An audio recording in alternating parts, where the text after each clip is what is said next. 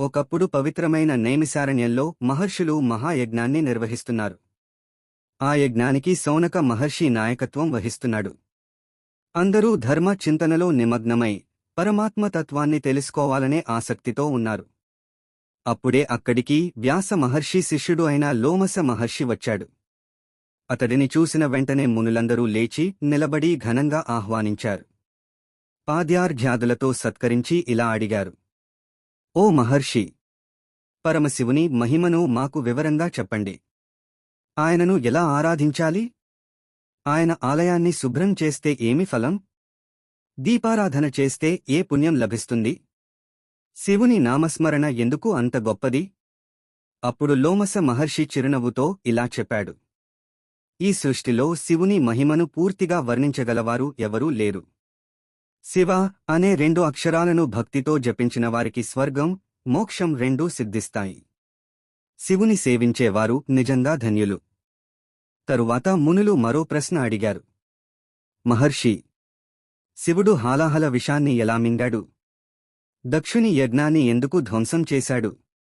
అప్పుడు లోమస మహర్షి ఆ గొప్ప కథను ప్రారంభించాడు. ఒకప్పుడు ప్రజాపతి దక్షుడు తన కుమార్తె సతీదేవిని పరమశివునికి వివాహం చేశాడు. కాని దక్షుని హృదయంలో శివుడి పట్ల గర్వం, అసూయ దాగి ఉండేది. ఒకరోజు నైమిశారణ్యంలో జరిగిన మహాసభకు దక్షుడు వచ్చాడు. దేవతలు, ఋషులు, అసురులు అందరూ అతనికి గౌరవంగా నమస్కరించారు. కాని పరమశివుడు మాత్రం ప్రశాంతంగా కూర్చున్నాడు. ఆయన లేచి నమస్కరించలేదు. అది చూసిన దక్షుడు కోపంతో రగిలిపోయాడు. ఈ శివుడు ఎవరు? శ్మశానాల్లో తిరిగేవాడు, భూతగణాలతో సంచరించేవాడు. నాకు గౌరవం ఇవ్వకుండా ఉండటానికి ఇతనికి ధైర్యం ఎలా వచ్చింది అని అహంకారంతో అన్నాడు.